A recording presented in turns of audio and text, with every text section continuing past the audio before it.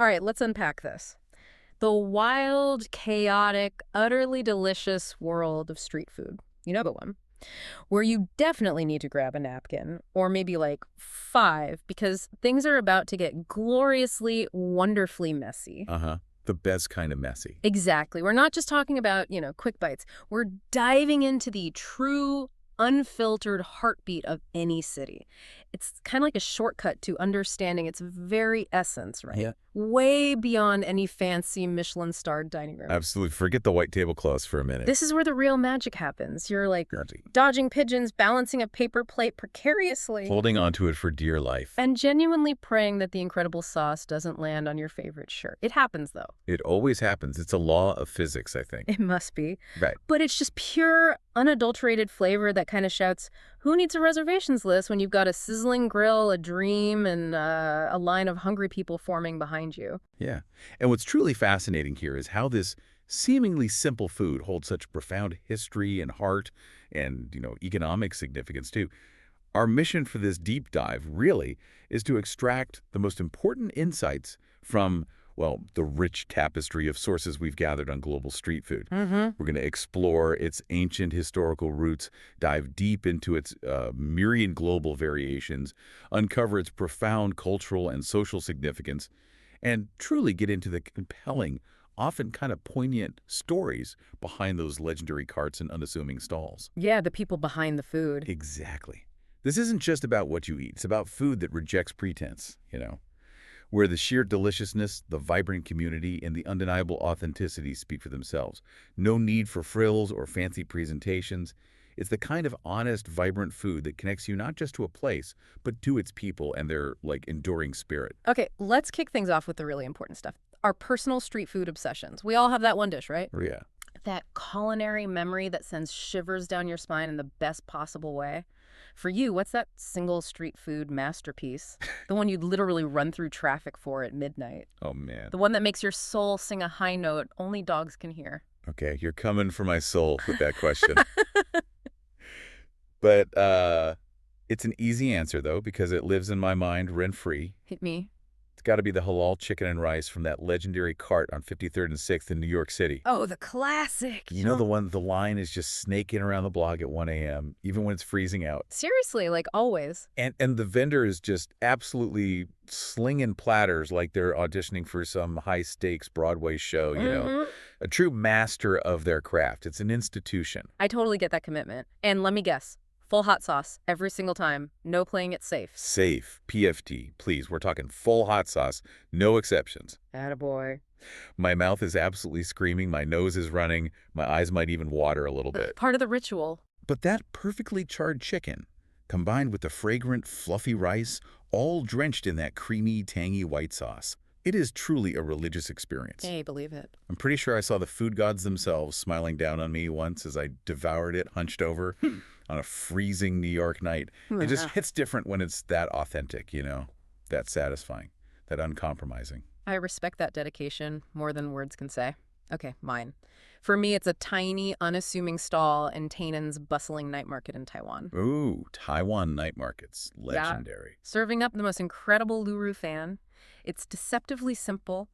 Just tender, melt-in-your-mouth braised pork belly over steaming white rice, often crowned with a perfect, jammy, soft-boiled egg. But oh my God, it's so much more than just ingredients. It's like a warm hug from a Taiwanese grandma you didn't even know you desperately needed. I love that description. A warm hug. The way that intensely savory, perfectly braised pork literally melts effortlessly into the fluffy, steaming rice, coating every grain with its rich, sticky sauce. I'm genuinely getting emotional just thinking about it right now. I can feel it. And that right there, that's the true, uncomplicated magic of street food, isn't it? Totally. It doesn't need to be complicated. It doesn't need molecular gastronomy or, edible flowers to hit you right in the heart. No foam here. Definitely no foam. You're not looking for foamed emulsions or delicate microgreens. You're looking for something that makes you feel alive, something that speaks directly to your soul. Yeah. It's not about elaborate plating or a wine sommelier. It's about that immediate, undeniable connection to flavor, to tradition, and to a culture. Exactly. It's what people actually eat when they're truly, genuinely hungry. After a long day of work or a late night out. Right. Not just what they snap a quick curated photo of for the gram. You're not posing for some perfect angle when you're elbow deep in a greasy paper plate at 3 a.m. Yeah. trying to savor every last bite before it gets cold. No, you're just hoping you don't drip sauce on your shoes. Or worse, yeah, your new shirt. There's a raw honesty to it. Street food is profoundly honest because it's a direct exchange. It's like the vendor is saying, here's my soul on a skewer, cooked with love, a lifetime of experience, and maybe a family recipe. Take it or leave it. But trust me, you'll take it. Right. You'll take it. There's an authenticity to it, a transparency that is so often lost in more formal, upscale dining settings, where presentation can sometimes overshadow substance. And this honesty is actually a key insight from our sources. The less formal the setting, the more direct and unvarnished the culinary expression often becomes. And it's everywhere you look. This isn't some niche culinary curiosity. It's a global love language. Totally. You can find incredible sizzling tacos being devoured in the bustling streets of Mexico City. Oh, Mexico City tacos. The comforting warmth of vada pav, that spiced potato fritter in a bun being served up in Mumbai. Mumbai street food is a whole universe. Or the delicate, sweet, freshly made crepes perfuming the air on the charming streets of Paris. It's truly like the world's tastiest love language, spoken through sizzles and smells and colors. A universal language for sure. I remember this one unforgettable time in Istanbul.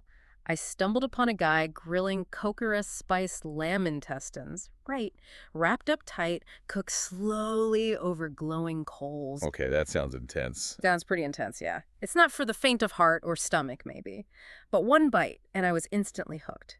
The rich, savory, slightly smoky flavor, the texture, I literally thought to myself, this is why I travel. Wow. This is the real deal, the true taste of a place, unvarnished and unapologetic. Oh, that sounds like an incredible sensory adventure. I had a similarly profound, almost like transcendental moment in Bangkok with the mango sticky rice cart. Mango sticky rice. The mango was so incredibly ripe. It was so sweet it practically sang when I bit into it. And the coconut-infused sticky rice. Yeah. It was like dessert and dinner had a beautiful, delicious baby. Oh, a perfect description. Creamy, fragrant, perfectly balanced. I ate it perched precariously on a tiny, almost comically small plastic stool while motorbikes zoomed past me at what felt like 1,000,000 miles an hour. Yeah, the ambiance. And in that moment, I was utterly in love with the experience, the place, the food. It was pure bliss amidst the urban symphony. That's precisely the enduring magic we're talking about. Street food isn't just about the sustenance. It's a fleeting moment, a vivid memory, a powerful story you'll tell for years. Definitely. It leaves an indelible mark on your travel experiences, far more memorable than many multi-course meals sometimes. It's raw, it's alive, it's the immediate thrilling connection to a culture. And if we connect this to the bigger picture, street food truly is the ultimate sensory postcard from a city. It encapsulates the sounds, the smells, the vibrant flavors, the atmosphere in a way that very few other things can. You're not just tasting a dish. You're tasting its history, its culture, the rhythm of everyday life. This immediacy is a profound insight into how culture is lived and transmitted. Okay, moving on. Let's get a little nerdy here and talk about the ancient origins of this incredible culinary phenomenon. Let's do it. Because street food isn't some fleeting TikTok trend that just popped up last week, right? It has been around forever, practically as old as civilization itself. Yeah, what's truly fascinating here is how deeply ingrained street food is in human history. It's always serving a fundamental and enduring need. We often think of fast food as like a modern invention, but it's really not. Not at all. Think about it. Our sources tell us that ancient Rome, with its bustling public life and crowded streets, had vendors hawking flatbread, stews, and chickpeas. Right there on the street. Yeah, to people rushing to the Colosseum, grabbing a quick bite before a gladiatorial show or maybe the public baths. It was sustenance on the go for the masses, a crucial part of daily urban life back then. And even further back in ancient China, over 1,000 years ago, you had these incredible noodle carts feeding weary travelers along the Silk Road, providing vital nourishment in remote outposts. I can just picture some ancient merchant in flowing robes going, "Yo, make it quick! I've got a camel caravan to catch and I need my noodles." Exactly. Or even in medieval European cities, vendors would sell hot meat pies or roasted chestnuts directly on the streets to laborers and merchants. It's always been there. It makes sense. Exactly. Street food has consistently been about three core things. It's fast, it's affordable, and it's undeniably delicious. It's the original, the OG fast food. But let's be real, it's way, way better than soggy fries and a sad, lukewarm burger from a drive-thru. It's got character, soul, and often incredible culinary artistry refined over centuries. So much soul. This historical continuity really underscores street food's foundational role in urban development and daily sustenance across diverse civilizations. But it's not just about convenience or historical context, is it? Street food is so often born out of sheer necessity, not just for the consumer, but for the vendor. That's a crucial point. Think about the incredible, often untold stories of migrant workers or single parents or new immigrants who roll into a new city with literally nothing but a cherished family recipe, maybe a skill, and just an unshakable hustle. Yeah, the hustle is real. They might start with just a humble cart, maybe a folding table, and suddenly they're not just selling food, they're feeding an entire neighborhood, building a community around their delicious offerings, and carving out an economic foothold where traditional employment might be scarce. And that profound hustle often turns into something far bigger than just a quick meal. It transforms into a thriving business, a vibrant cultural staple, a lasting legacy. Right. It's a classic example of the informal economy in action, providing vital income and services outside of formal regulatory frameworks. I remember reading about this remarkable woman in Mexico City. She started selling tamales from just a simple bicycle, navigating the bustling streets, all to support her kids after her husband passed. Wow. She worked tirelessly, dawn till dusk, relying on her perfected family recipe and sheer determination. Today, decades later, her humble bicycle cart has evolved into this beloved permanent fixture, a local legend. That's amazing. And her daughter is now proudly running the business, continuing a powerful tradition of resilience and entrepreneurship. This legacy of women in street food, especially, is a recurring theme in our sources. That's just so incredibly beautiful, isn't it? It's like street food carries these incredibly personal, deeply moving family stories, generations of resilience, and unwavering dedication in every single bite. It really does. I think about a friend's dad, for instance, who moved from Syria to Chicago as a refugee and started a falafel cart. Ah, falafel, yes. He would lovingly hand wrap each falafel with this huge, genuine smile, like he was handing you not just food, but a piece of his home, you know? A cherished memory, a taste of where he came from, a bridge between his past and his new life. It's an act of cultural preservation as much as commerce. That's truly what makes it so special and unique. It's fundamentally food for the people, made by the people. You don't need a fancy, high-end commercial kitchen or some high-powered PR team to get started. Nope. You just need a grill, a folding table, some fresh ingredients, and most importantly, some serious honed skills, often passed down from generations. Skills are key. This low barrier to entry makes street food a powerful engine for economic empowerment and food security in many urban centers globally. It's often the most accessible and affordable form of nutrition for millions. And it's the ultimate leveler, isn't it? There's no gatekeeping, no pretentious dress code to worry about. Got it all. You could be a CEO in a suit, a student on a budget, a local just grabbing a quick lunch, or a wide-eyed tourist exploring everyone's patiently standing in line together, united by that shared craving for the perfect bite. Differences just melt away in the face of a truly delicious taco. They really do. Absolutely. In many ways, it's a beautiful middle finger to overly pretentious dining experiences like, sorry, I really don't need a $200 tasting menu with a side of tweezers. Bruh. When I can get a $3 bami that straight up slaps harder than a top 40 pop song. Oh, a good bami is unbeatable. The flavor, the authenticity, the raw experience is just so much more impactful and accessible. It reminds us that culinary greatness isn't confined to white tablecloths. Preach. It's absolutely true. Street food is where you truly see culture in dynamic action. The unique spices telling tales of trade routes, the time-honored cooking techniques speaking to generations of skill, and the rich personal stories of the vendors, all beautifully packed into a simple paper cone or a bamboo skewer. It's a living, breathing culinary exhibition, a microcosm of urban life. It really is. Here's where it gets really interesting. The deep personal stories woven into every single street food dish, often born out of necessity, incredible resilience, and a profound desire to share a piece of home. Now, let's go full-on globe-trotting. If you compare street food vibes in Asia versus the West, particularly the U.S., it's like two totally different yet equally delicious worlds. Okay. Each has evolved in response to distinct cultural, economic, and regulatory landscapes. Okay, let's unpack this. The pure, unadulterated sensory overload of an Asian night market. Picture this, if you will. You're in Taiwan. Mm-hmm. And it's not just a market, it's a full-on food carnival that comes alive as the sun sets. Neon signs are buzzing and flickering, painting the narrow alleys in electric hues. Vendors are shouting out their specials. Energy. A rhythmic, enticing cacophony. The air is thick, absolutely thick, with the intoxicating smell of sizzling pork buns, savory grilled meats on skewers, the sweet fragrance of bubble tea. Oh, man. And yes, even the famously pungent yet strangely addictive aroma of stinky tofu. Gotta love the stinky tofu. Or appreciate it from a distance. Maybe appreciate it. You're expertly weaving your way through dense crowds, shoulders brushing, trying to juggle a grilled squid stick in one hand, a refreshing bubble tea in the other. The juggle is real. And maybe, just maybe, a bag of crispy fried dumplings you picked up for later, all while trying not to trip. It's an immersive, exhilarating experience. That sounds like sensory overload in the absolute best possible way. And it's not just about the eating, is it?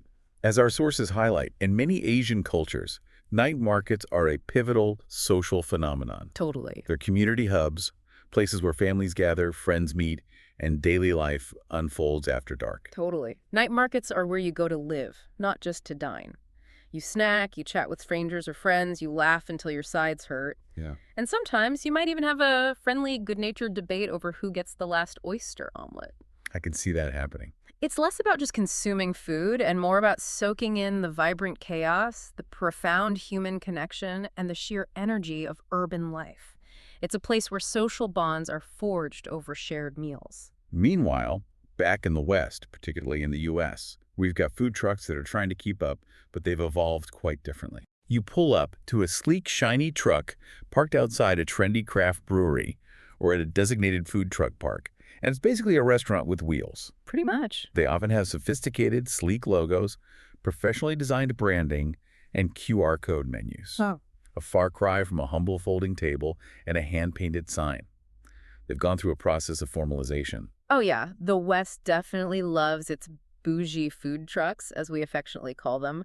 They're all about the aesthetic, the concept, the fusion. You'll find dishes like kimchi quesadillas or vegan ramen burgers or even sushi burritos. It's street food, but definitely with a side of curated, sometimes experimental hipster vibe. It's often about culinary innovation and pushing boundaries, which can be great. For sure. Don't get me wrong, I'm absolutely all in for a good Korean Mexican fusion taco.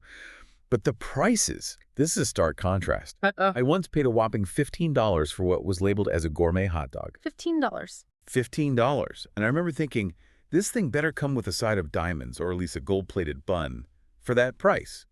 It was a reality check about the Western approach to valuing street food. Right. Meanwhile, in Asia, you're getting an entire satisfying, soul-warming meal for like $2. It's crazy. I vividly remember enjoying a steaming, flavorful bowl of beef noodle soup in Bangkok for less than the cost of my morning latte. It really puts things into perspective regarding accessibility and daily economics. For sure. The price difference isn't just about ingredients. It's about the entire economic model and cultural expectations. Yeah. This raises an important question. How have economic and cultural landscapes shaped these two distinct street food experiences? On one hand, the West leans hard into creativity, often pushing culinary boundaries due to market demand and entrepreneurial spirit. I once hit up a food truck in LA that was doing sushi burritos. Yes, you heard that right. Sushi, artfully rolled up like a burrito. Whoa, okay, sushi burrito. It was an explosion of unexpected flavors. Like my taste buds went on an exhilarating roller coaster. It was a lot, but kind of cool. Okay, that sounds pretty wild, I must admit. My mind is already racing with the possibilities. But you're right. Asia definitely has the edge when it comes to honoring tradition. We're talking about recipes passed down for centuries. Generations. Meticulously perfected over countless generations, each dish carrying a story of its lineage. The West, by contrast, is often like, let's throw every cuisine in a blender and see what delicious, bizarre new thing happens. Pretty much. It's an interesting contrast in culinary philosophies. Deep heritage versus boundless innovation. Yeah. And the incredible thing is both approaches absolutely work. Whether you're savoring a 200-year-old satay recipe in Jakarta, where the charcoal grill has been seasoned by decades of smoke, That sounds amazing. or biting into a gourmet lobster roll from a sleek food truck in Boston, the essence of street food is just pure, unadulterated fun, an immediate connection to flavor and culture. It's about accessibility and joy, regardless of the approach. Exactly. Let's talk specifics to really highlight this cultural difference and universal appeal.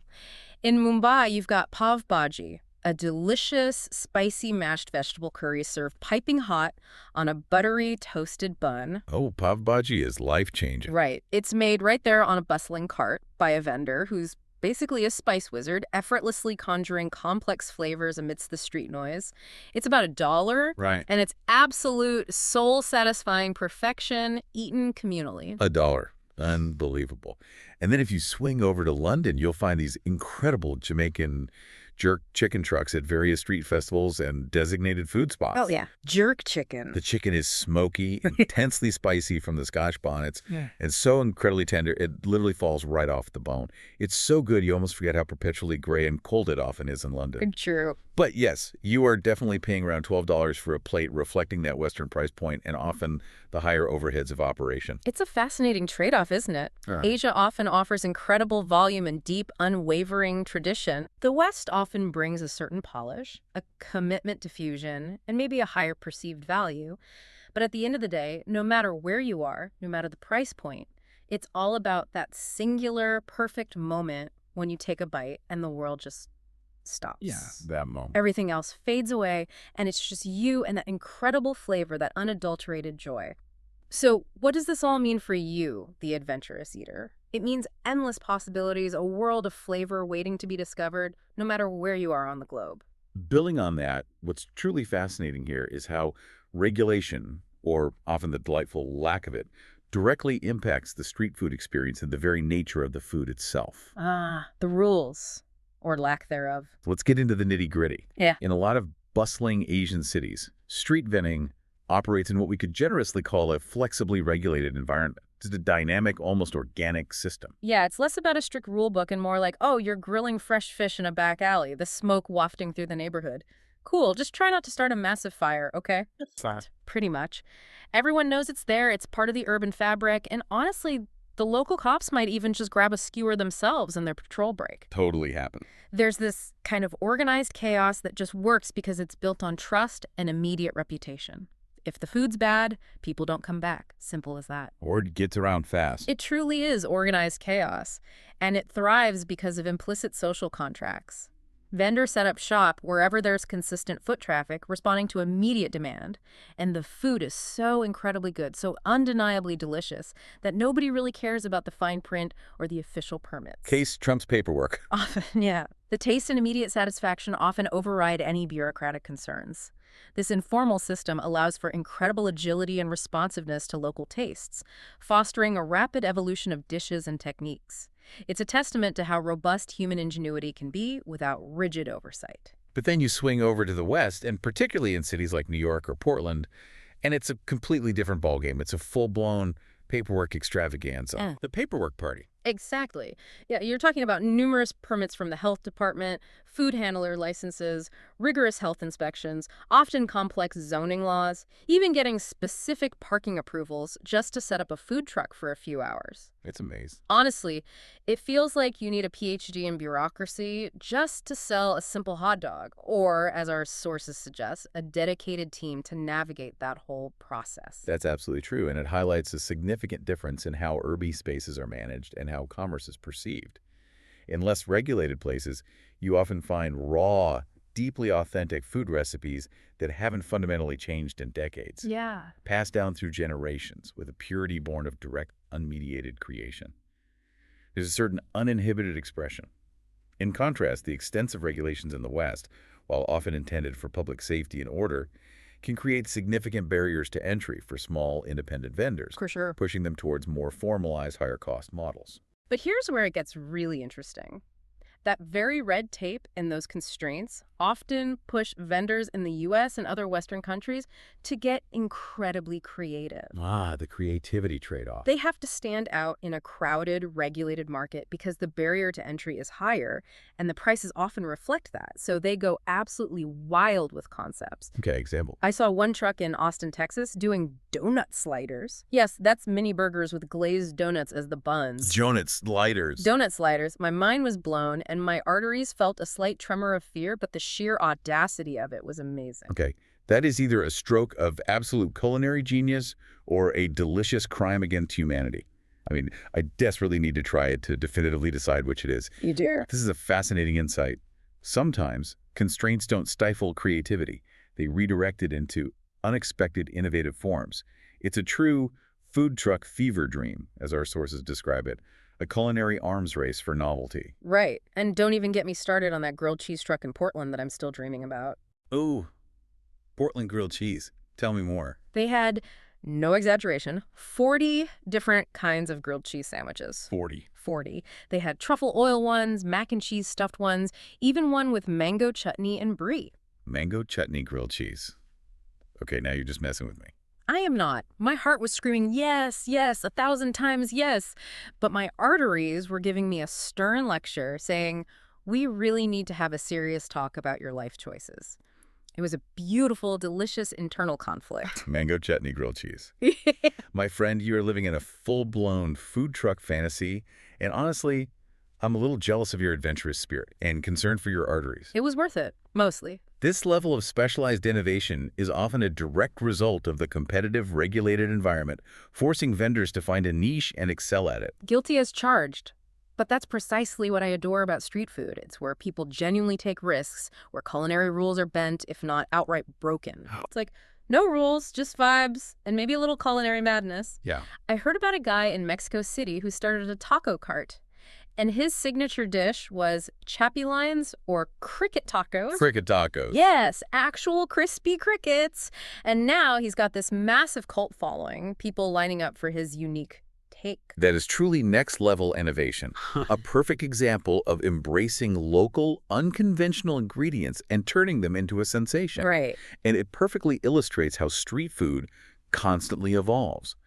Vendors are incredibly agile. They adapt to whatever is around them, whether it's locally available ingredients, emerging new trends, or even significant economic shifts. Yeah, it's alive. It's food that's alive, constantly changing and adapting, not stuck rigidly in a dusty, unchanging cookbook. It's a living culinary laboratory, a testament to gastronomic fluidity. Okay, here's what really gets me, and what our sources consistently highlight. Street food isn't just food. It's a living, breathing expression of who we are as a collective. Right. It's a city's pulsating heartbeat, its living history, and the very soul of its people. It holds so much more than just flavor. Okay, let's unpack this. The incredible, undeniable power of street food to tell stories of migration, cultural exchange, and deep-seated belonging. Absolutely, 100%. Yeah. Take the iconic doner kebab in Berlin, for example. That's not merely a sandwich or late-night snack. Yep. It's the vivid, tangible story of Turkish immigrants who arrived in Germany, bringing their cherished flavors and culinary traditions with them. Through their entrepreneurial spirit, they fundamentally made the doner kebab a beloved German staple, a symbol of multiculturalism and integration. It really is. It's a testament to cultural exchange and integration, a culinary landmark born of movement. Or consider the incredible fiery jerk chicken found in London's diverse neighborhoods. London jerk. That's the vibrant Caribbean diaspora quite literally saying, through smoke and spice, we're here, we've built new homes, and we're bringing the heat, our culture, and our incredible flavors to your city. It's a powerful statement of presence, of pride, and of cultural impact. Each bite carries layers of history and identity. Totally. And what's truly remarkable is that when people move from one place to another, they don't just bring their recipes in a static form. They creatively remix and adapt them, using local ingredients and responding to new tastes. Right. They make it their own in the new place. Exactly. For instance, in New Orleans, you'll find Vietnamese pho carts that cleverly use local shrimp instead of the traditional beef or chicken, creating a unique seafood pho. Oh, wow. Seafood pho. Yeah, it's a beautiful example of a global culture getting a brilliant local twist, creating something new and uniquely delicious, perfectly marrying heritage with innovation. Exactly. Street food is where the world truly collides, and in the absolute best possible way, creating new culinary landscapes. For sure.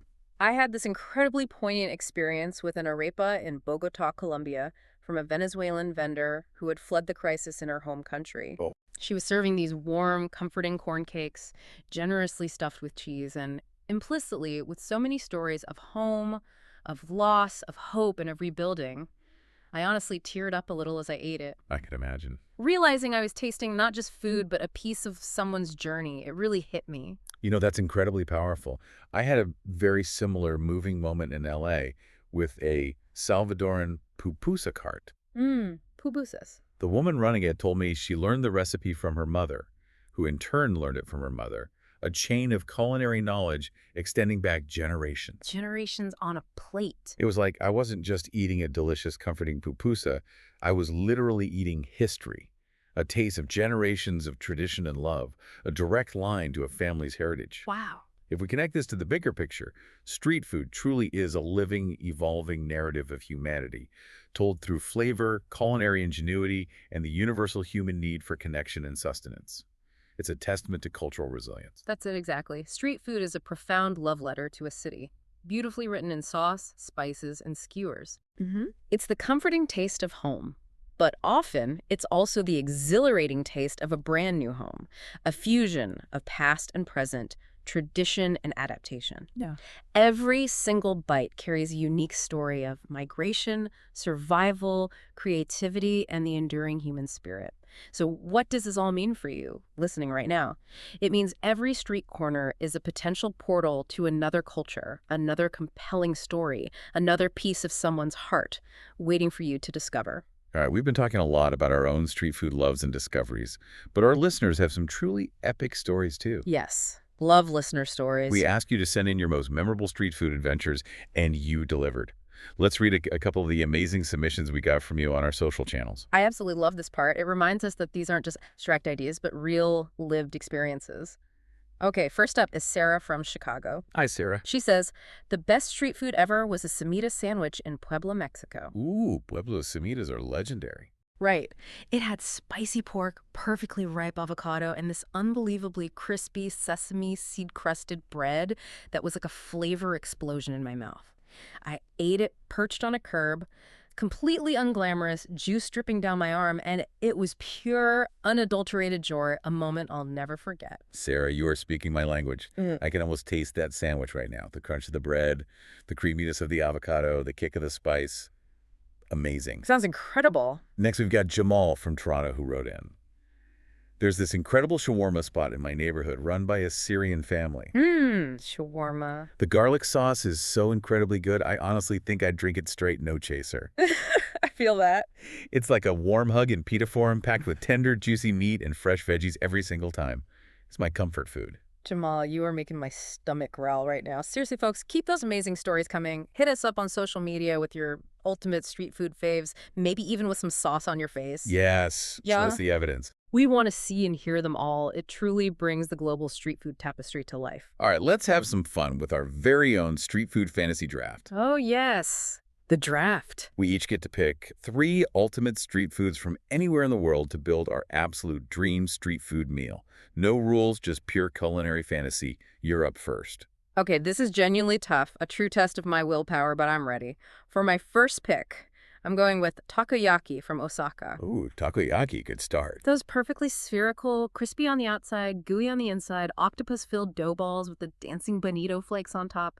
So savory, so fun, and utterly addictive. A perfect starter. Nice choice, a great blend of texture and flavor. Okay, for my first pick, I'm going with elote from Mexico City. Classic. Can't go wrong. That grilled corn slathered in creamy mayo, salty cotija cheese, a generous dusting of chili powder, and a squeeze of lime. It's gloriously messy, but perfectly delicious every single time. The ultimate handheld savory snack. Okay, round 2.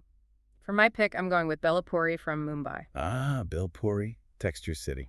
Right. It's this incredible explosion of crunchy puffed rice, savory fried noodles, tangy tamarind chutney, spicy green chili, and fresh herbs, all in one bowl. It's truly like a party in your mouth with every bite, a symphony of textures and flavors. Love it. Okay, I'm countering that with some serious heat and soul.